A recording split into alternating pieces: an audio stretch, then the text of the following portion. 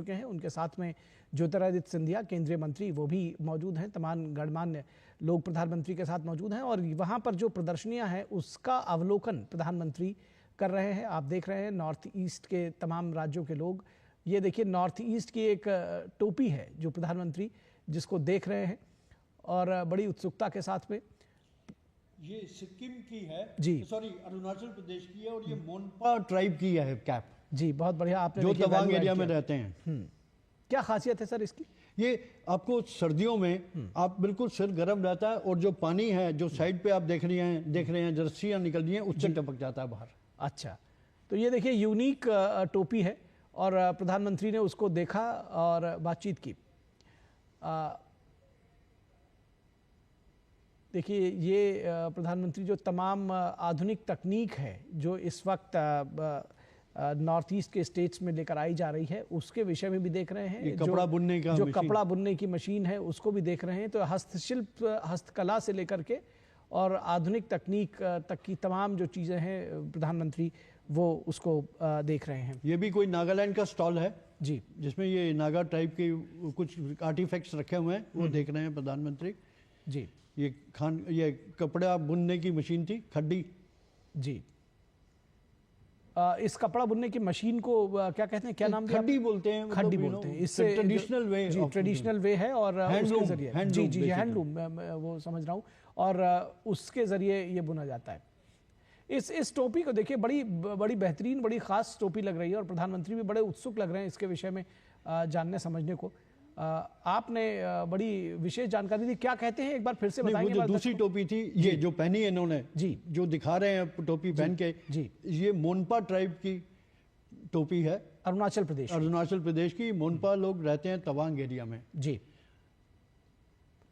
तो इस पे बारिश की बूंदे जो है टपकती हैं तो दूसरे साइड से बहकर निकल जाती हैं, वहां से निकल के बाहर चली जाती हैं, सिर में नहीं जाती। वाह, और सिर बिल्कुल गर्म रहता है।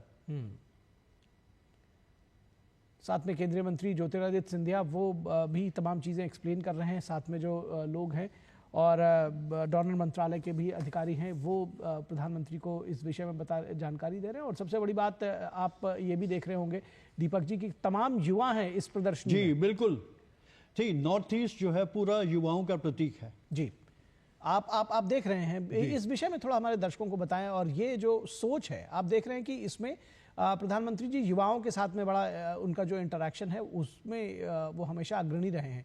देखिए हर घर में नॉर्थ ईस्ट में ऐसी खड्डी आपको मिलेगी जिसमें वो अपना कपड़ा ट्रेडिशनल कपड़ा जो है खुद बुनते हैं। कोई वहाँ ट्रेनिंग स्कूल नहीं है, जरूरत ही नहीं पड़ती क्योंकि बचपन से लोग अपने घर में देखते हैं माँ को देखते हैं कि कैसे कपड़ा बुन रही है। और हर किसी को वहाँ हर lady every lady in North East knows how to weave. जी, एक तो कपड़ा बुनने का सबको मालूम है और दूसरा नॉर्थ ईस्ट में आपको गिटार स्कूल नहीं मिलेंगे। अच्छा, हर व्यक्ति लड़का हो या लड़की सबको गिटार बजाना आता है क्योंकि संगीत उनकी is part of their life. वाह, ये आपने एक अनोखी जानकारी दी कि गिटार बजाना और संगीत जो है वहाँ का लोक संगीत जो है बहुत प्रसिद्ध है और सभी के जीवन का एक अभिन्न अंग है। स्पेशली जो ट्राइबल्स के बीच में क्या होता है कि कोई पैदा होता है तब भी संगीत बजता है और जब कोई गुजर जाता है तब भी संगीत बजता है। जी, तो प्रधानमंत्री बेहद उत्सुकता के साथ में इन जो विविध वस्तुएं हैं प्रदर्शनी की वो उसको देखते हुए, चाहे वो हथकरघा और हस्तशिल्प से जुड़ी हुई हैं, कृषि और कृषि आधारित उद्योग से जुड़ी हुई हैं, तमाम हम जो शीशियाँ और इस तरह की चीज़ें देख रहे हैं जो वो है, उसके अलावा हैंडीक्राफ्ट देख पा रहे हैं और विभिन्न राज्यों की जो वहाँ के अष्टलक्ष्मी राज्य हैं उनसे जुड़े हुए हैं। तो बेहद महत्वपूर्ण है ये तस्वीरें, ये प्रदर्शित करती हैं हमारे उस अतुल्य भारत की भी तस्वीर, अष्टलक्ष्मी राज्यों की तस्वीर। और प्रधानमंत्री ने इस प्रदर्शनी का उद्घाटन किया है। ये तस्वीरें आपने देखी और प्रधानमंत्री वहाँ पर पहुँचे हैं। सबसे ख़ास बात है कि आईटी और ITES जो है वो इस क्षेत्र में नॉर्थ ईस्ट में ये एक बढ़ता उद्योग है आईटी। और जिसको कहते हैं कि नॉर्थ ईस्ट में जो उच्च साक्षरता दर है दीपक जी, और धारा प्रवाह अंग्रेजी बोलने वाली आबादी, इसे आईटी कंपनियों और स्टार्टअप्स के लिए एक आकर्षक गंतव्य बनाती है। देखिए, इसीलिए महोत्सव के दौरान टेक्निकल सेशंस रखे गए हैं जिसपे विचार विमर्श और जो इन्वेस्टर्स और जो लोकल टैलेंट है उनका मिलना भी होगा और आगे भी बात बढ़ेगी। देखिए, इसमें टेक्निकल सेशन में एक तो बात होगी विमेंस लीडरशिप, दूसरा होगा आईटी पे जी, तीसरा एक और होगा एनर्जी पे, फिर डिस्कशन होगी हेल्थ केयर पे, फिर होगी स्पोर्ट्स पे, फिर होगी आर्ट्स एंड कल्चर पे जी। It's like a showcase window of North East region happening in Delhi. जी बिल्कुल, और ये सभी के लिए अवसर एक तरह से दे रहा है, दुनिया को तो ये को शोकेस तो कर ही रहा है कि नॉर्थ ईस्ट हमारा क्या है, कैसे है जी। और कितने अवसर उसमें छुपे हुए हैं, क्या कुछ है वो तो बताता ही है। साथ ही साथ जो तमाम इसमें स्टेक होल्डर्स हैं अगर कहा जाए तो वो एक साथ आ रहे हैं, उनको एक मंच प्रदान कर रहा है ये अष्टलक्ष्मी महोत्सव। जी जी जी बिल्कुल। तो बिजनेस कम्युनिटी के लिए भी ये बेहद इंपॉर्टेंट है दीपक सर। बिल्कुल। सी ये जो है एक इन्वेस्टर्स राउंड टेबल भी ऑर्गेनाइज किया गया है यहाँ पे इवेंट, जिसमें that is to build and strengthen networks. Networking जो है बिजनेसमैन और आर्टिसन के बीच में यहाँ हो पाएगी, पार्टनरशिप इन द बिजनेस, और वो नई प्राइवेट इन्वेस्टमेंट इन नॉर्थ ईस्ट में भी इसमें अवसर मिलेंगे आपको। तो एक तरह से ये वन वे ट्रैफिक नहीं है जिसको कहते हैं कि कोई चीज प्रदर्शित कर दी गई, लोग आए उन्होंने देखा और चले गए, ऐसा नहीं है। यहाँ से B2B जो अपॉर्चुनिटीज हैं वो बहुत होंगी यहाँ पे जी। तो ये इस तरह का पहला अवसर है, ये भी अपने आप में दूरगामी सोच है किस तरह से ये देखते हैं, क्योंकि इससे पहले कभी नहीं हुआ। नहीं, डोनर मिनिस्ट्री ने एक दो ऐसे फेस्टिवल कराए थे, लेकिन इतने वृहद स्तर पर जैसे आपने बताया ना कि इसमें बहुत सारी चीजें हैं, जो चाहे वो प्रदर्शनी हो, हस्तशिल्प और हथकरघा से जुड़ी हुई जो लोकल आर्टिजन्स हैं उनको बढ़ावा देते हुए, फिर B2B की जो बात आप कर रहे हैं, पर्यटन को किस तरह से वहां बढ़ावा दिया जा सकता है, बुनियादी ढांचे को किस तरह से बढ़ावा दिया जा सकता है, तमाम कन्वर्सेशंस, तमाम डायलॉग्स, ये सारी चीजें शायद पहली बार हो रही है। इस महोत्सव में बायर सेलर्स मीट भी ऑर्गेनाइज की गई है, जिसमें handicraft, handloom, agriculture and horticulture, gems, jewellery और tourism of North East showcase किया गया है। तो नेचुरली इसको एक प्लेटफॉर्म पे लाके रखा गया है ताकि जो बायर्स हैं वो लोग कांटेक्ट बना सकें सप्लायर से और आगे बिजनेस कर पाएं। जी बिल्कुल, एक बड़ा मंच है और बड़ा अवसर है तमाम सारे लोगों के लिए। और हमारे साथ हमारे दूसरे मेहमान रविशंकर रवि जी भी जुड़े हुए हैं। रवि जी, अगर आप हमारी आवाज़ सुन पा रहे हैं तो आप इस विषय में जानकारी दे रहे थे और बता रहे थे कि किस तरह से नॉर्थ ईस्ट के लोगों की, पूर्वोत्तर के अष्टलक्ष्मी राज्य है, उनकी भावनाओं को प्रदर्शित किया जा रहा है दिल्ली में, कितना महत्वपूर्ण है ये आप जानकारी दे रहे थे। जी बिल्कुल सही बात है। और पूर्वोत्तर की जो विशेषताएं हैं और पूर्वोत्तर की जो संपदा है, चाहे वो मानवीय संपदा हो या प्राकृतिक संपदा हो, इसके बारे में देश के दूसरे हिस्से के बारे में लोग बहुत कम जान पाए थे। लेकिन पूर्वोत्तर के लोग इस मामले में भाग्यशाली हैं कि देश को नरेंद्र मोदी जैसा एक ऐसा प्रधानमंत्री मिला जिन्होंने पूर्वोत्तर को दूर नहीं बताया। उन्होंने कहा कि दक्षिण पूर्व एशिया का प्रवेश द्वार है पूर्वोत्तर, और पूर्वोत्तर को जिस ढंग से फोकस किया, अभी ये जो दिल्ली में इतना बड़ा भव्य आयोजन हो रहा है, इसमें देश भर के लोग इसको देखेंगे, इसको जानेंगे, इसको समझेंगे और पूर्वोत्तर के बारे में उनकी एक समझ बनेगी। कई कारणों से पूर्वोत्तर के बारे में एक गलत धारणा बनती रही है, लेकिन ऐसे आयोजनों से वो पूर्वोत्तर के सामग्रियों को, हस्तकला को, पूर्वोत्तर के लोगों को, पूर्वोत्तर के कलाकारों को जब इतने करीब से देखेंगे तो उन्हें, उनके अंदर पूर्वोत्तर के प्रति एक आकर्षण बढ़ेगा और कहीं ना कहीं इससे पर्यटन को भी बढ़ावा मिलेगा। इस तरह के आयोजनों की जरूरत है और ऐसे आयोजन पूर्वोत्तर को शेष भारत से करीब लाते हैं। और इसलिए प्रधानमंत्री जी ने इस क्षेत्र को अष्टलक्ष्मी का देश कहा था। और उसके पीछे उन्होंने यही नहीं किया। पूर्वोत्तर के जो इस तरह के आर्ट्स हैं, जो वस्तुएं पूर्वोत्तर में बनती हैं, पारंपरिक वस्तुएं, तो प्रधानमंत्री विदेश के कई राज्यों, कई देशों को उपहार के रूप में देते हैं, ये बताने और ये समझाने के लिए कि देखो पूर्वोत्तर क्या है। उन्होंने पूर्वोत्तर की क्षमता को पहचाना है।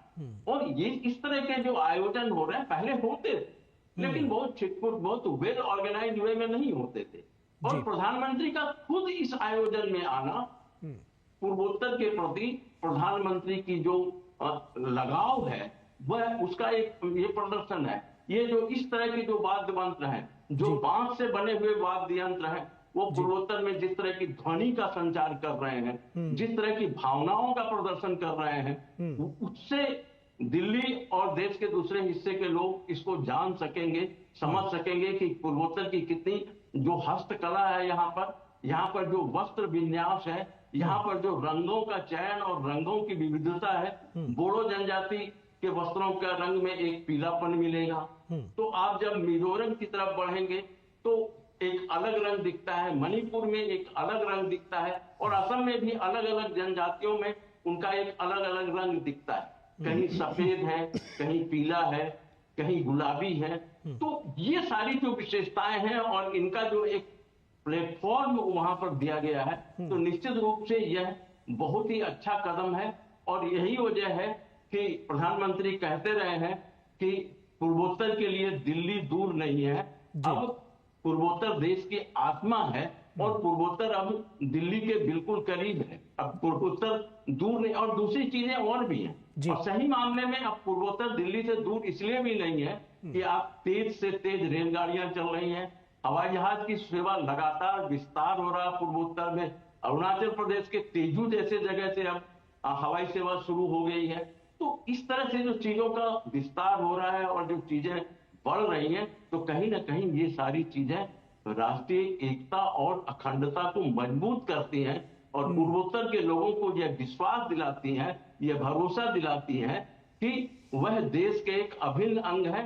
और दिल्ली के लिए जो महत्व आंध्र प्रदेश, केरल या उत्तर प्रदेश का है, वही चीज पूर्वोत्तर के बारे में। जी बिल्कुल, आपने बड़ी बात कही। और मैं चाहूंगा कि हमारे दर्शकों के लिए जो जो वाद्य यंत्रों को आपने देखा, अभी दीपक दीवान जी ने भी उनका जिक्र किया था, रविशंकर जी, उनके विषय में थोड़ा बताइए, क्योंकि आप देख रहे हैं कि प्रधानमंत्री भी बेहद उत्सुकता के साथ उन्होंने इन वाद्य यंत्रों को देखा, और विविध वाद्य यंत्र कुछ मुंह से फूंक कर बजाए जा रहे हैं, कुछ कैसे, कुछ एक बांसुरी बजाता हुआ एक युवक हमें दिखाई दे रहा है अपनी स्क्रीन पर। तो ये बल्कि दीपक जी आप कुछ बताएंगे इस विषय में? ये जो आप बांसुरी बजाते हुए देखा आपने प्रधानमंत्री जिनको सुन रहे थे, ये गारो ट्राइब के हैं और ये गारो ट्राइब मेघालय में है जी। तो वहाँ पे इस तरह के इतने वाद्य यंत्र हैं जो लोकली प्रोड्यूस होते हैं, और ढोलक से लेके बांसुरी से लेके वाद्य यंत्र बहुत हैं वहाँ पे जी। ये मेघालय के हैं गारो जी, और ये मेघालय जिस तरह नागालैंड स्टॉल पे हैं जो आप दिखा रहे हैं जी। रविशंकर जी, संगीत जो है नॉर्थ ईस्ट के, पूर्वोत्तर के अष्टलक्ष्मी राज्यों के जीवन का, वहाँ के लोगों के जीवन का एक अभिन्न अंग है। कैसे इसको परिभाषित करेंगे, क्योंकि हम देख रहे हैं कि लगातार जो तरह तरह के वाद्य यंत्र हैं वो भी प्रदर्शित किए गए हैं प्रधानमंत्री के सामने। देखिए, संगीत पूर्वोत्तर के लोगों की जीवन शैली का एक हिस्सा है, एक अभिन्न हिस्सा है। पूर्वोत्तर के लोग बिना संगीत के रह ही नहीं सकते हैं, उनके जीवन में उसका प्रभाव है। अब असम में जो बिहू के समय जो कई वाद्य यंत्रों का प्रयोग होता है, इसमें एक पेपा है। पेपा भैंस के सींग से तैयार किया जाता है, और जब बिहू करते समय युवतियां थिरकती हैं तो युवक उस पेपा से संगीत निकालते हैं, बांस से संगीत निकालते हैं। वो जो युवतियां हैं वो अपने माथे के खोपा में उसे टाके रहती है, वो बिल्कुल कंघी की तरह होता है, और फिर उसको मुंह पर लेकर उसका ध्वनि निकालती है। अगर हम बोडोलैंड में जाए तो वहां पर आपको शाम के समय या दिन में कोई ना कोई युवक आपको बांसुरी बजाता हुआ दिख जाएगा, और बांसुरी वो खरीद कर नहीं लाते हैं, अपने जंगल के बांस से खुद बांसुरी तैयार करते हैं। तो और इसलिए वो प्रकृति के साथ इतने जुड़े हुए हैं। अब अगर हम मिजोरम की बात करें तो वहां पर जो बैम्बो नृत्य जिसको बोलते हैं, और किस तरह से वो बांस पर आधारित पूरी नृत्य परंपरा और संगीत परंपरा है वहां पर। तो उनके लिए वह जो बांस के साथ एक लगाव है, उनकी जीवन शैली का एक हिस्सा है। यही वजह है कि आज भी इतने सारे व्यावसायिक दबाव के बावजूद पूर्वोत्तर में जो जंगल, हरे भरे जंगल बचे हुए हैं, इसकी एक बड़ी वजह यह भी है कि यह जो प्राकृतिक संपदा है पूर्वोत्तर के लोगों की जिंदगी और उनके जीवन शैली का एक हिस्सा है। और कई जगहों पर तो पहले लोग प्राकृतिक रंग का ही उपयोग करते थे, जंगल से लाकर अलग। और यह जो ये है हैंडलूम है, और इसमें एक युवती जिस ढंग से हस्त कपड़े तैयार करती है, ये शॉल, पूर्वोत्तर में आज भी महिलाएं ज्यादातर ग्रामीण क्षेत्रों में आप देखेंगे तो अपने कपड़े खुद तैयार करती हैं, और अपने घर के लोगों के लिए भी वह कपड़े तैयार करती हैं, और अपना बना हुआ कपड़ा वो खुद बेचती हैं। लेकिन अब समय की जरूरत यह है कि उनकी इस कला को थोड़ा सा प्रोफेशनल वे में, थोड़ा सा व्यावसायिक वे में तैयार करने की जरूरत है, उनके उत्पादन को बढ़ाने की जरूरत है, ताकि वह जो उनकी कला है वह उनकी आय का एक आधार बन जाए। तो कुल मिलाकर अभी जो केंद्र सरकार की कोशिश यही है कि पूर्वोत्तर में जो ये सारे हुनर हैं, इतने सारे कलाकार हैं, कारीगर हैं, उनकी उच्च दक्षता का व्यावसायिक उपयोग हो, उनकी आय का माध्यम वो बने, क्योंकि ये इंडिफरेंट है, ये अनछुआ पहलू है, और इसका एक बड़ा बाजार भी है। समस्या ये है कि वह उत्पाद उस बाजार तक पहुंचे कैसे, और जब वह उत्पाद बाजार में पहुंचेगा तो इसका सीधा लाभ कारीगरों को मिलेगा। तो उसका उत्पादन और फिर उसमें कुछ डिजाइन, कुछ और विशेष डिजाइन, उसमें कुछ सुधार की जरूरत, ताकि बाजार की जरूरत, उनकी जीवन शैली के आधार पर जो भी उत्पाद बने हैं, जो भी उनके परंपरागत उत्पाद हैं, वो बाजार तक पहुंचे और उसका लाभ जो है कारीगरों तक पहुंचे। जैसा कि अभी बता रहे थे कि सेलर और बायर मीट भी होने वाली है, दीपक जी बता रहे थे जी। तो इस तरह की चीजों की जरूरत है, और उसका एक बड़ा एक डिमांड है, मांग है। अब जो है पूर्वोत्तर से कई लोग यहाँ पर हैं जो कारीगरों से सामान खरीद कर देश के अलग अलग हिस्से के व्यापारियों को भेज रहे हैं। वहां पर चूंकि उसकी जरूरत है। अभी जैसे काजीरंगा में एक बड़ा केंद्र बना है इस तरह के उत्पाद, जंगल पर आधारित उत्पाद वहां पर, और इतनी, मैं जब वो काजीरंगा में उस सेंटर पर गया, इतनी भीड़ थी कि मुझे अपनी बारी आने के लिए 1 घंटे का इंतजार करना पड़ा। इतने सारे पर्यटन जाकर वहां पर स्थानीय उत्पादों को खरीद रहे हैं। तो अगर पूर्वोत्तर के परंपरागत उत्पादों का बड़ा बाजार मिल जाए तो पूर्वोत्तर के लोगों को किसी बड़े उद्योग और व्यवसाय की जरूरत ही नहीं पड़ेगी। जिस चीज को वो बचपन से सीखते आए हैं, जानते और समझते आए हैं, वही चीज, वही उनकी कला, वही उनका शौक, वही उनका पैशन उनके जीने का आधार भी बन जाएगा और उनकी आय का एक बड़ा माध्यम भी बन सकता है। जी जी, बिल्कुल आपने ठीक कहा कि वो जीने का आधार भी बनेगा, आय का माध्यम भी बनेगा, और दुनिया भी उससे लाभान्वित होगी। यानी कि ये सभी के लिए विन विन सिचुएशन है। दीपक दीवान जी इसमें कुछ जोड़ना चाहते हैं? हाँ, मैं यही कह रहा हूँ, जो रविशंकर जी बोल रहे हैं जो बिल्कुल सही कह रहे हैं, और इसको मद्देनजर रख के ये ऑर्गेनाइजर्स ने इसमें एक अष्टलक्ष्मी ग्रामीण हाट का भी आयोजन किया है। अच्छा, जिसमें 300 से ज्यादा आर्टिसन जो हैं अपने इंडिजिनस प्रोडक्ट्स को डिस्प्ले कर रहे हैं, आर्टिफैक्ट्स को डिस्प्ले कर रहे हैं, ताकि उसको भी यहाँ के बायर्स डायरेक्टली उनसे कनेक्ट होके आगे के लिए बिजनेस बन जाए उनके लिए।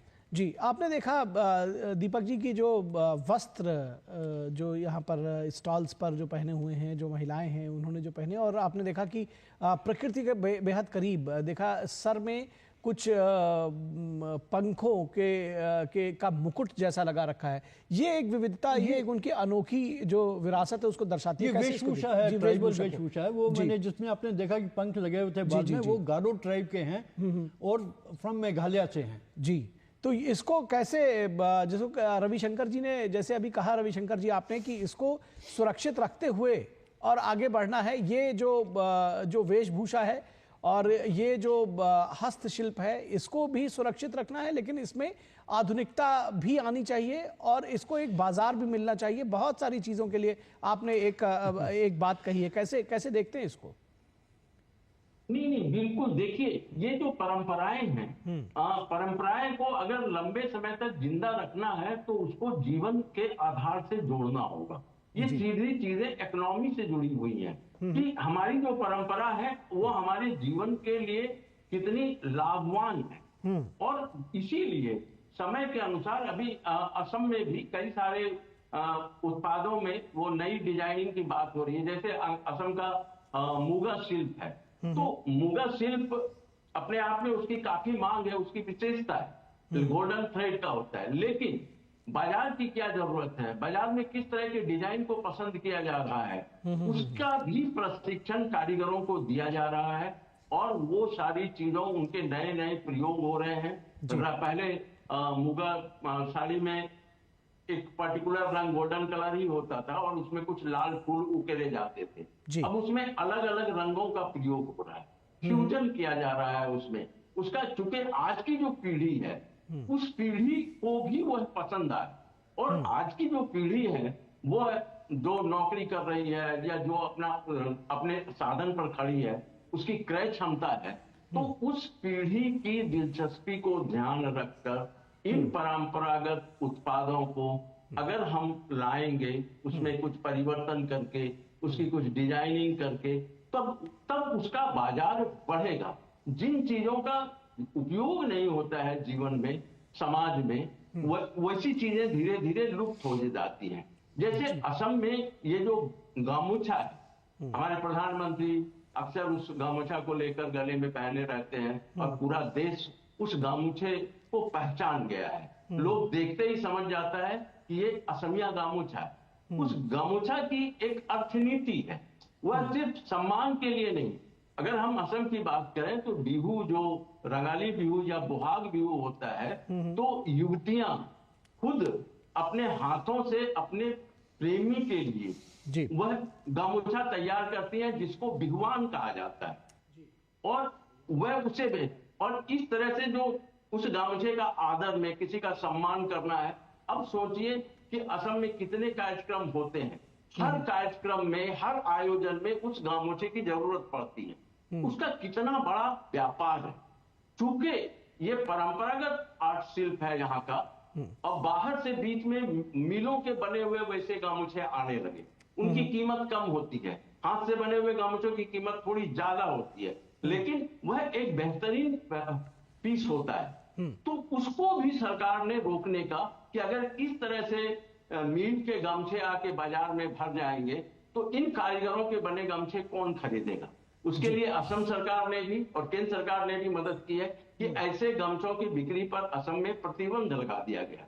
अभी अप्रैल में लाखों लाख गमछे की जरूरत पड़ती है, तो असम में हर शुभ काम में लोग उस गमछे का उपयोग करते हैं, हर आयोजन में उस गमछे का उपयोग करते हैं। तो उस गमछे का ही कितना बड़ा बाजार है, और उस बाजार का लाभ अगर हम उन असम के कारीगरों तक पहुंचाते हैं। बोडो लोगों के अरुणाई है, वो भी एक तरह का गमछा है, लेकिन उसको अरुणाई बोलते हैं। तो अगर हम पूर्वोत्तर, नागालैंड में एक अलग तरह का शॉल है, मिजोरम के शॉल का तरीका और रंग अलग है। अगर हम सिर्फ शॉल या गामोछा पर केंद्रित करें तो पूर्वोत्तर में कई 100 करोड़ रुपए का ये कारोबार है। और अगर हम इसको ऑर्गेनाइज्ड वे में कर दें, इसको बाहर भी हम लेकर जाएं, तो वह सोचिए कि कितना बड़ा बाजार होगा। और ये सौभाग्य है कि देश के प्रधानमंत्री ने पूर्वोत्तर के इस गुण को पहचाना है, उस क्षमता को पहचाना है, और वह उस क्षमता को विकसित करने का प्रयास कर रहे हैं। और इस तरह के जो आयोजन है और प्रधानमंत्री का खुद उसमें आना, भाग लेना, काफी समय उनके साथ बिताना, चीजों को समझने की कोशिश करना, यह दिखता है कि पूर्वोत्तर के प्रति उनका कितना लगाव है। और उन्होंने ही यह नाम दिया है पूर्वोत्तर की 7 बहनें और सिक्किम एक भाई को, अष्टलक्ष्मी का एक नया रूप दिया है। तो इन सब चीजों का प्रभाव आने वाले दिनों में पूर्वोत्तर पर दिखेगा और दिखने लगा। जी, निश्चित तौर पर दिखेगा और दिखने लगा भी है। पिछले 10 वर्षों में जो परिवर्तन आया है। दीपक जी इसमें कुछ ऐड करना चाहें? मैं ये बताना चाहूँगा कि जो नॉर्थ ईस्ट के ट्रेडिशनल कपड़े हैं, जो ट्रेडिशनल ट्राइबल क्लोथ हैं या एसमीज का जो अपना डिज़ाइन है, इस सब को प्रमोट करने के लिए एक डिज़ाइन कॉन्क्लेव और फैशन शोज भी यहाँ पे हो रहे हैं, जिसमें जो वहाँ के मॉडल्स हैं, वहाँ के फैशन डिज़ाइनर्स हैं, वो अपने जो ट्रेडिशनल कपड़ों को यहाँ पे दिल्ली में पेश करेंगे फैशन शो के दौरान।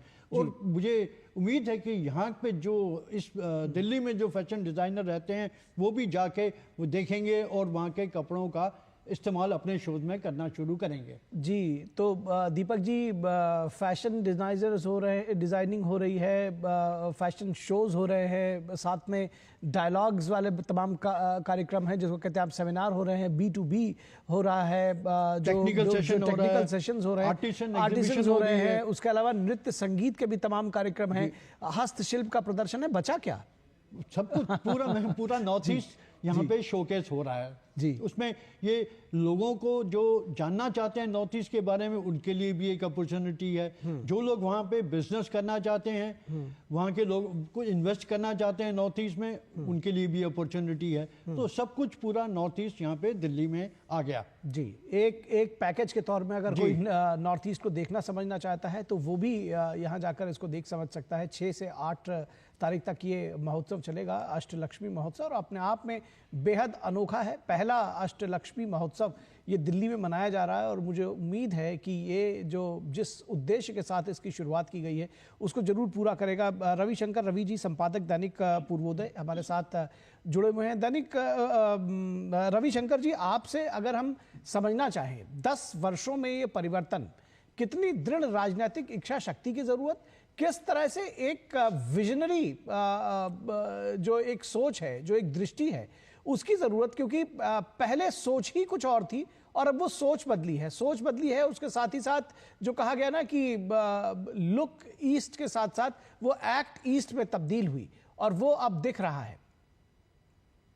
मैं आपकी बात पर आ रहा हूं, लेकिन आपने जैसे कहा कि पूर्वोत्तर की सारी चीजें इस जगह पर मौजूद हैं, ये जो आयोजन हो रहा है, पूर्वोत्तर की एक चीज वहां पर मौजूद नहीं है और उसके लिए लोगों को पूर्वोत्तर आना होगा। वह चीज है पूर्वोत्तर की प्रकृति जी, पूर्वोत्तर का प्राकृतिक स्वभाव। जब आप मेघालय, शिलोंग से जब आप और आगे मेघालय की तरफ बढ़ते जाएंगे और अगर आपके कार की खिड़की खुली है, अचानक कोई आवारा बादल आपके एक खिड़की से घुसता हुआ दूसरी खिड़की से निकल जाएगा और आप दंग अभिभूत रह जाएंगे ऐसी स्थिति को महसूस करते हुए। ये जो प्राकृतिक छटा है पूर्वोत्तर की, या काजीरंगा में घूम रहे हैं और अचानक आप देखेंगे कि सामने से रॉयल टाइगर बाघ आपको सड़क पार करता हुआ निकल गया। दूसरी चीजें जो आपने कही, मैं उस पर आता हूं। पूर्वोत्तर में इतना कुछ जो हुआ या जो दिख रहा है, उसके पीछे एक रोठोस राजनीतिक इच्छा शक्ति थी। पूर्वोत्तर में पहले भी कई परियोजनाएं हुई हैं, वो हुई हैं, लेकिन एक निश्चित समय सीमा के साथ, एक राजनीतिक संकल्प के साथ कि यह काम करना है तो करना है, चाहे किसी भी कीमत पर हो। जब प्रधानमंत्री नरेंद्र मोदी जी प्रधानमंत्री बने थे तो सिलचर लाउंडिंग जो रेल लाइन बिछाने का काम था, ये broad gauge, single gauge, middle gauge को ब्रॉड गेज करना था, दशकों से लंबित पड़ा था। उग्रवादी घटना, ये वो, मोदी जी प्रधानमंत्री बने, उन्होंने एक डेडलाइन तय कर दिया कि इसको पूरा करना है। अब अगर मिलिटेंट है तो आप सेना को लगाओ, सुरक्षा बलों को लगाओ, सिर्फ इसलिए काम नहीं रुकेगा। और आज देख लीजिए कि अब दिल्ली से उसी रास्ते से अगरतला जाते हैं और दिल्ली से राजधानी अगरतला तक पहुंच रही है। अगर वह इच्छा शक्ति नहीं होती तो आज जो इतनी लंबी लंबी दूरी की ट्रेन अगरतला से, सोचिए, भाया गुवाहाटी होते हुए वह कलकत्ता तक जा रही हैं, देश के अलग अलग बड़े शहरों तक पहुंच रही है, यह बिना राजनीतिक इच्छा शक्ति के साथ नहीं होता। ब्रह्मपुत्र, एक जो रोड ट्रांसपोर्ट का जो एक बोटल नेक था पूर्वोत्तर में, नदियों पर पुल नहीं है और पूर्वोत्तर में नदियां भरी हुई हैं, जिधर जाइए उधर नदियां ही हैं। तो ब्रह्मपुत्र पर पुल की वजह से, पुल की कमी की वजह से बस गुवाहाटी में सरायघाट ब्रिज, तेजपुर में कलिया भावना ब्रिज, बस यही 2 ब्रिज थे। लेकिन फिर आज अरुणाचल प्रदेश के लोगों को अपनी राजधानी पूर्वी अरुणाचल से राजधानी ईटानगर तक जाने के लिए अब वो डिब्रूगढ़ में बोगीबील पुल बन गया है। वो पुल भी वर्षों से लंबित पड़ा था जी। मोदी जी ने उसका उद्घाटन किया। सदिया में जो तिनसुकिया जिले और उधर अरुणाचल प्रदेश को जोड़ता है, सदिया में एक पुल बना डॉक्टर भूपेन हजारिका के नाम पर। वह पुल पूरा होने से क्या हुआ कि अरुणाचल के अलग अलग हिस्सों के लोग असम के साथ सीधे जुड़ गए और अरुणाचल के भी लोगों को अपने राज्य से एक हिस्से से दूसरे हिस्से में जाने में मदद मिली। और वो जो सदिया में पुल बना है, वहां पर क्या है, उस पुल के बनने से संजोग ये था कि उस दिन भी मैं डीडी न्यूज में बैठा हुआ था और प्रधानमंत्री ने उस पुल का शिलान्यास किया था। उस पुल पर वो काफी देर तक पैदल चलते रहे थे।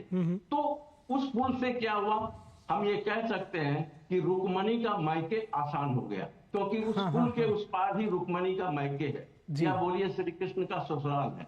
तो इस तरह से जो कई सारी किंवदंतियां, महाभारत कालीन कई पात्रों का वास पूर्वोत्तर में होता रहा है। चाहे हम रुक्मणी की बात करें, उलूपी की बात करें, तो कई पात्र, घटोत्कच की बात करें, तो ये सारे पात्र पूर्वोत्तर से जुड़े हुए हैं। तो कहीं ना कहीं अब जो पहल हुई है पिछले 10-12 वर्षों में, जो काम हुआ है सड़क का, परिवहन का, सड़कें चौड़ी हो गई हैं, अब 4 लेन सड़क, अब 6 लेन सड़क बन रही है। इसके बारे में तो लोगों ने सोचा ही नहीं था। पहले गुवाहाटी से शिलोंग जाने में 3-3.5-4 घंटा लगते थे। अब शिलोंग शहर की सीमा पर गुवाहाटी से हार्डली 1 घंटे की दूरी है। बड़ा पानी, आप गुवाहाटी टाउन पार कीजिए और बड़ा पानी शिलोंग की टाउन, ये हार्डली आप 60 से 70 मिनट में यह सफर पूरा हो रहा है। तो ये सारी चीजें, अब आइजोल का रोड कम्युनिकेशन थोड़ा सा खराब है, वहां तक रेल पहुंचाई जा रही है। राजधानी आयोजल तक रेल पहुंचाई जा रही है। हवाई मार्ग अब दिल्ली, गुवाहाटी और आइजोल के बीच हवाई यात्रा शुरू हो गई है। इससे लोगों का आना जाना विकसित हुआ है, सुधार हुआ है। आप देखिए बोडोलैंड में क्या स्थिति थी पहले, मिलिटेंसी की वजह से लोग उस इलाके में जाना नहीं चाहते थे, और आज बोडोलैंड में भूटान की जो तलहटी है वो स्वर्ग है धरती का। उस पूरे भूटान की तलहटी में, बोडोलैंड के इलाके में कई रिजोर्ट बन गए हैं, और जो बाहर के पर्यटक हैं उन रिजोर्ट में जाकर रहते हैं, और वह जो बोडो युवक उन रिजोर्ट को चला रहे हैं, वो कोई बाहर से लोग नहीं आए। तो उनको जो वो शांति आई, तो शांति आने के बाद लोगों को रोजगार के नए अवसर मिले।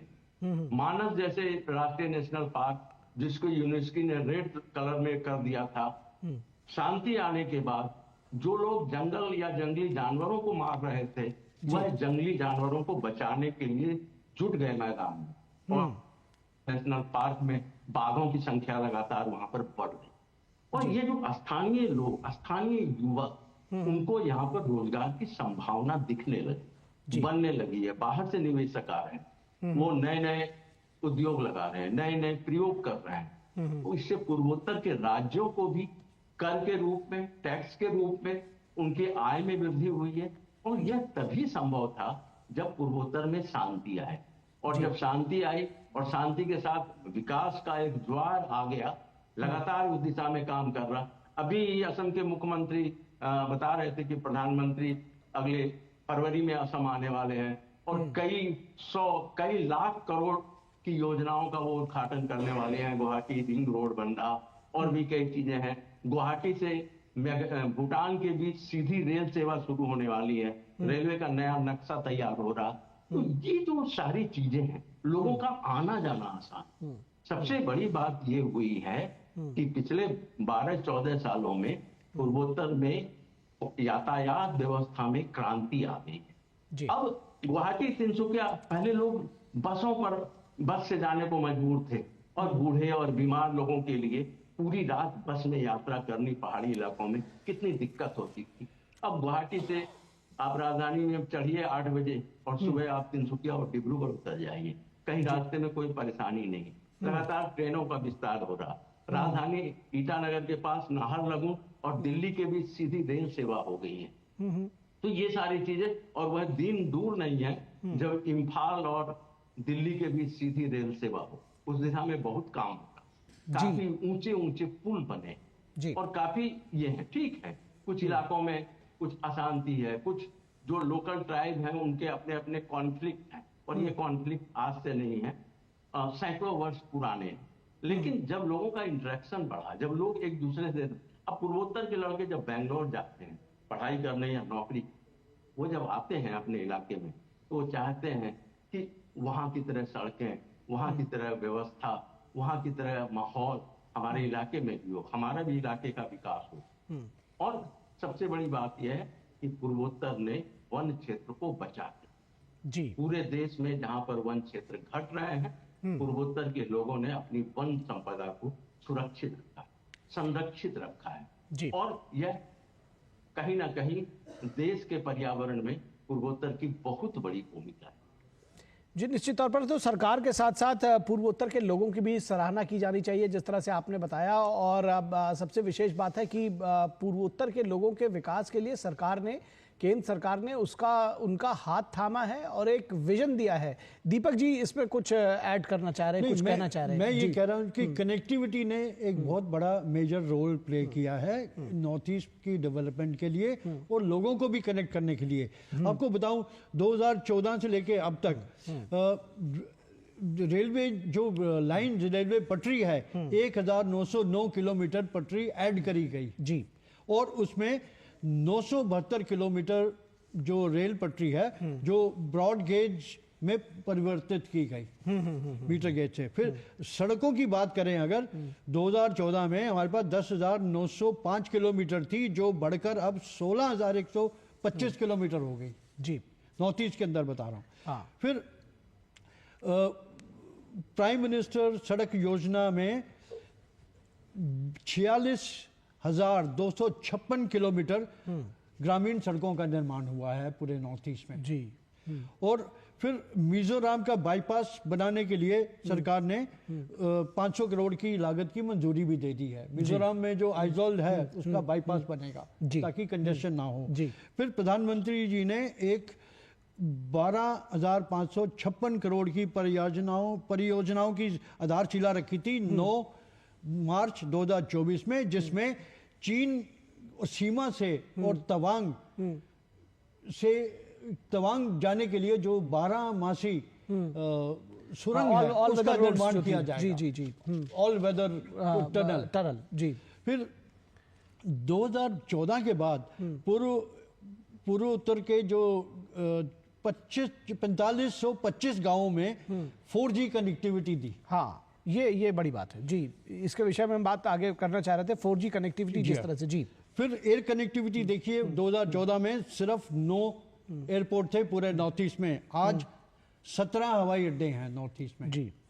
और वहां से अनगिनत फ्लाइट चल रही हैं, सब इधर से उधर, दिल्ली से डायरेक्ट फ्लाइट से आप नागालैंड जा सकते हैं, दीमापुर में आप आइजोल जा सकते हैं, सिक्किम में जा सकते हैं, गंगटोक में, गुवाहाटी तो पहले था ही, अभी ईटानगर भी आप जा सकते हैं, वहां जो नया एयरपोर्ट बना होलोंगी जी। तो जी, निश्चित तौर पर ये जो भाव बदला है, रविशंकर जी मैं चाहूंगा कि आप भी इसमें कुछ ऐड करें कि ये जो भाव बदला है पूर्वोत्तर के प्रति, जो दृष्टिकोण बदला है। आपने जैसे अभी दीपक जी को सुना कि वो जिक्र कर रहे थे कि चीन सीमा पर जिस तरह से सड़कों का निर्माण, बॉर्डर एरिया डेवलपमेंट, उसके साथ साथ 4G कनेक्टिविटी, जो सीमा के गांव थे, जिनको पहले आखिरी गांव कहा जाता था, मोदी जी उसको पहला गांव कहते हैं, तो जो सीमा के गांव थे, नगर थे, छोटे छोटे इलाके थे, उन सब का डेवलपमेंट, आखिर वहां के लोग विकास से महरूम क्यों रहे, इस सोच के साथ में आ गया ना। पहले की जो सरकारें थी वो कहती थी कि बॉर्डर एरिया को पिछड़ा ही रखना है, वो एक अलग सोच थी। नहीं, बिल्कुल, ये जो सरकार जब से मोदी जी आए तो इन्होंने जो पूर्वोत्तर के प्रति नजरिया था, अब देखिए जो पूर्वोत्तर के गांव हैं, जो सीमा पर गांव, वो हमारे देश के प्रहरी की भूमिका में थे।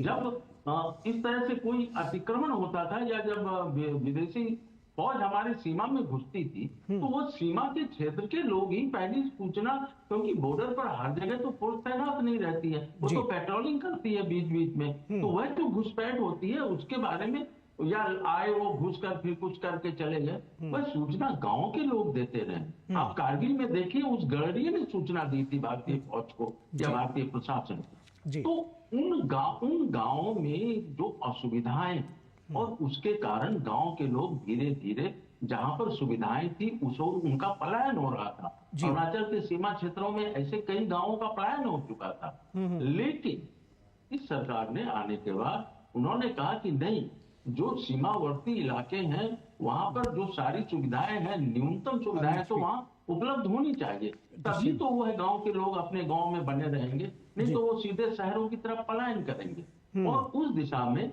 सीमा से सटी हुई सड़क निर्माण का काम बहुत तेजी से शुरू हुआ। मैं 3 साल पहले किबुटू गया था, जो देश का अंतिम वो इलाका है, वहां से सामने तिब्बत और चीन की सीमा साफ रूप से दिखती है, दोनों तरफ सुरक्षा बल तैनात थे।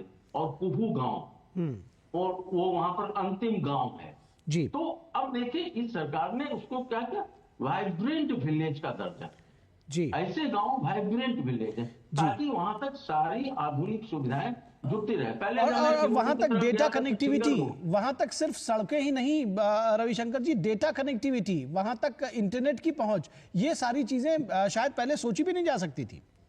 नहीं, मैं वही बात कर रहा हूं कि जब मैं किबुटू गया तो रास्ते में डॉन बोल की जो जगह थी, वहां पर ही हमें कहा गया कि जो आपको सूचना से बात करनी है घर वालों से या ऑफिस को, वहीं बता दीजिएगा, क्योंकि इसके बाद आपको कनेक्टिविटी नहीं मिलेगी। और वही हुआ, उस समय कनेक्टिविटी थी नहीं। अब लोगों को एटीएम से पैसा निकालना है तो वो बीआरओ के लोग एक ट्रक देते थे और 8-10 मजदूर जाते थे तेजू टाउन में, सबका एटीएम लेकर और सबके लिए पैसा निकाल कर ले जाते थे। आज वो स्थिति नहीं है।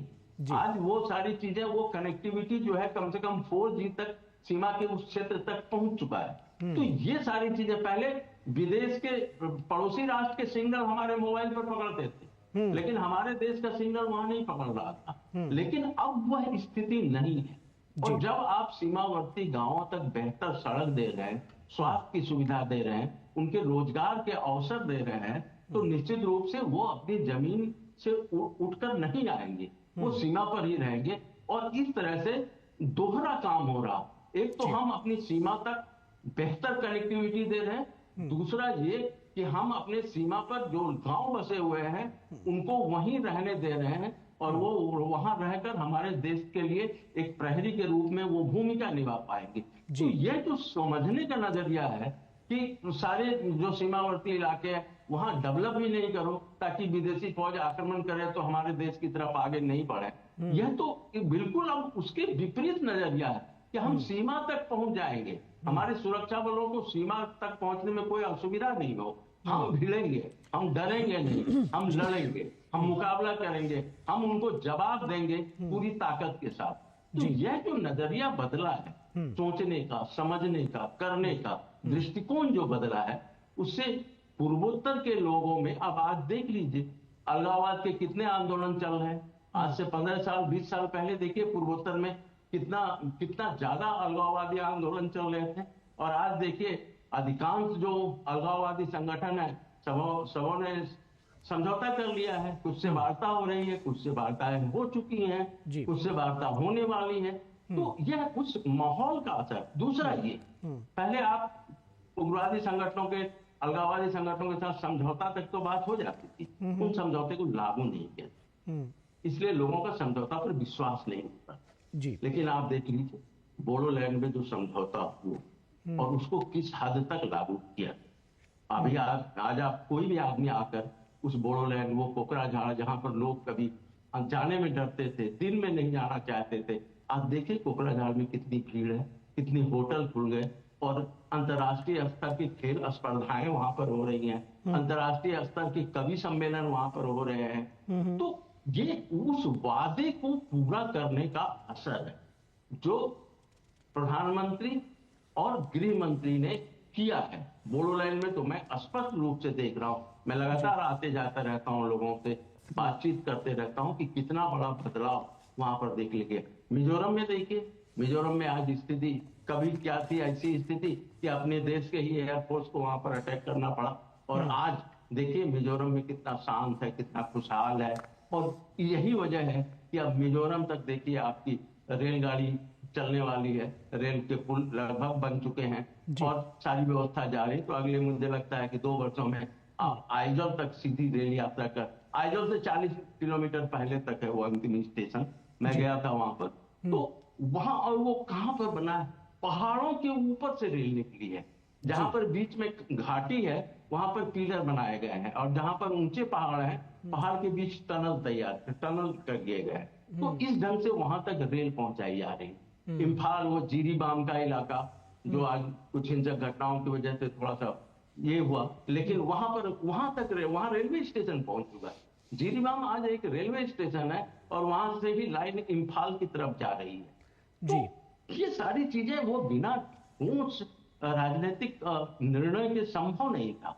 जी, निश्चित तौर पर जब आप इस तरह का फैसला नहीं लेंगे तो कैसे लोगों का दिल जीतेंगे। इसीलिए खास करके प्रधानमंत्री नरेंद्र मोदी के प्रति पूर्वोत्तर का जो नजरिया है, पूर्वोत्तर के लोगों का जो भरोसा है, वह आज तक देश के किसी भी प्रधानमंत्री को नहीं मिला है। यह बात मैं दावे के साथ कर सकता हूं। मैं चूंकि पिछले 27-28 वर्षों से पूर्वोत्तर में पत्रकारिता कर रहा हूं और मैंने देखा है कई चीजों को जी। तो वह जो भरोसा, वह जो उनकी अदा है चीजों को दिखाने की, समझाने की और लोगों का दिल जीत लेने की, और वह इसलिए होता है कि पूर्वोत्तर के प्रति कहीं ना कहीं उनके अंदर एक ममता है, पूर्वोत्तर के प्रति एक आकर्षण है। और वह पहले भी जब वह राजनीति में नहीं थे तब भी वो पूर्वोत्तर घूमा करते थे, कार्य से आते थे, जाते थे। तो उस समय से उन्होंने पूर्वोत्तर को देखा है, और यही वजह है कि जब वह कंधे पर असमिया गमछा टांग कर चलते हैं, गले में जब असमिया गमछा लगाते हैं, तो वह सबका मन जीत लेते हैं, लोगों को अच्छा। और वह जो ब्रांडिंग की, मैं तो ये बोलूंगा कि पूर्वोत्तर के सबसे बड़े ब्रांड एम्बेसडर हमारे प्रधानमंत्री श्री नरेंद्र मोदी हैं। उन्होंने पूर्वोत्तर के ब्रांड का जितना प्रचार किया है आज तक किसी ने नहीं किया है। वो जिस भी उत्पाद को लेते हैं, काजीरंगा चले गए, एक रात काजीरंगा रह गए, हाथी सफारी कर ली उन्होंने, जीप सफारी कर ली, पूरे दुनिया में काजीरंगा छा गया। तो इस बार पता चल रहा है कि विदेशी पर्यटकों की काफी संख्या है और इस बार भीड़ कुछ ज्यादा ही काजीरंगा में हो रही। एक रात प्रधानमंत्री के काजीरंगा में रुकने का यह परिणाम। तो इस ढंग से जो उन्होंने ब्रांडिंग की है और जो मार्केटिंग की है पूर्वोत्तर की, उसका प्रभाव तो दिखेगा, और वह प्रभाव दिख। जी बिल्कुल, जिसको कहते हैं कि लीडर वो है जो सामने से नेतृत्व प्रदान करे, the one who Leeds from the front. और प्रधानमंत्री इसको करते हुए दिखाई दे रहे हैं, न केवल विजन के साथ बल्कि एक्ट के साथ में भी उन्होंने करके दिखाया है। और यही वजह है कि जिस तरह से आपने विस्तार से बताया कि पिछले 10 वर्षों में किस तरह से न सिर्फ ज़मीन पर हालात बदले हैं बल्कि लोगों की भावनाएं भी बदली हैं, लोगों का विश्वास जागृत हुआ है सरकार के प्रति। और प्रधानमंत्री नरेंद्र मोदी की जो लोकप्रियता सर चढ़कर बोलती है, उसकी एक वजह ये भी है। दीपक जी, आप ऐड करना चाह रहे थे वाइब्रेंट विलेज कार्यक्रम को लेकर के, बॉर्डर एरिया डेवलपमेंट को लेकर के आप कुछ बातें जोड़ना चाह रहे थे। मैं बताना चाह रहा था कि वाइब्रेंट विलेज जो कार्यक्रम है जी, इसकी शुरुआत 10 अप्रैल 2023 को हुई। और ये जो हमारे गृह मंत्री हैं अमित शाह जी ने जाके अरुणाचल प्रदेश का अंजाव जिले में एक गांव है जहां, जिसकी बात रविशंकर रवि कह रहे थे, किबिथू गांव में शुरू किया। और इसमें 2023 से 2022, 2023 से 2025 और 26 तक के लिए 4,800 करोड़ रुपए का अलॉटमेंट किया है इस फंड के लिए जी, इनको डेवलप करने के लिए। इसमें उनको सारी मॉडर्न फैसिलिटीज मिलेंगी, सड़क, पानी, लाइट, बिजली, टेलीकम्युनिकेशन। और जो हम ये थी प्रथा के जी वो दूर है गांव, इसलिए वहाँ कुछ एक्टिविटी नहीं होती, ये सब अब वहाँ होगा और होना शुरू भी हो गया है जी। ये अरुणाचल प्रदेश, ये जितने भी हमारे नॉर्थ ईस्ट की बॉर्डर स्टेट्स हैं और उत्तराखंड में भी इसका ये लागू होता है। अब ये फेज मैनर में चल रहा है। पहले फेज में 10 अप्रैल को हुआ था, तो अब 2023 को, अब धीरे धीरे इसका जो है वो है बढ़ता जाएगा एरिया और लोगों को इसका फायदा मिलेगा जी। और इसके अलावा ये तो हम बात कर रहे हैं कुछ जो परियोजनाएं, ये वो जो लोकली और डेवलपमेंट हुई है जी 2014 के बाद 843 नए स्कूल इस्टेब्लिश हुए हैं वहाँ पे, और कितने लाखों टीचर्स को अपस्किल किया गया जी। उच्च शिक्षा में करीब 29% बढ़ी है उच्च शिक्षा संस्थानों में, और 8 नए MBBS कॉलेजेस खुले हैं नॉर्थ ईस्ट में जी। तो आप क्योंकि देखिए एक यानी कि बेसिक शिक्षा से लेकर के और जो Health। टेक्निकल एजुकेशन से लेकर के हेल्थ के लिए जो तमाम सेक्टर्स हैं उन सब में लगातार काम हुआ है, और बहुत विस्तार से इस बारे में रवि जी ने बताया। रविशंकर जी, आपसे एक बात और जानना चाह रहे हैं। आप पिछले 3 दशकों से वहाँ पर, जैसा कि आपने बताया, कि पत्रकारिता कर रहे हैं, लोगों के बीच में हैं और चीज़ों को देख रहे हैं। जैसे जो केंद्र सरकार की जो योजनाएं हैं, चाहे वो हर घर विद्युत योजना हो, हर घर नल से जल की बात हो, PM आवास की बात हो, शौचालय की बात हो, जो PM जन आरोग्य योजना, ये सारी योजनाएं क्या वहाँ पर भी उसी तरह से सैचुरेट हो रही हैं जैसे बाकी भारतवर्ष के दूसरे हिस्सों में हो रही है? यहाँ पर भी कई योजनाओं में अच्छा काम हुआ है, लेकिन मैं आपको एक अलग चीज, एक खास चीज बताना चाहता हूँ। वो केंद्र सरकार की योजनाओं की वजह से जी, ये प्रधानमंत्री इस वक्त पहुंच चुके हैं और ये सीधा प्रसारण आप देख रहे हैं अष्टलक्ष्मी महोत्सव की उद्घाटन संध्या में कार्यक्रम। हार्दिक स्वागत अभिनंदन है देश के यशस्वी प्रधानमंत्री और विश्व के सबसे लोकप्रिय नेता माननीय श्री नरेंद्र मोदी जी का।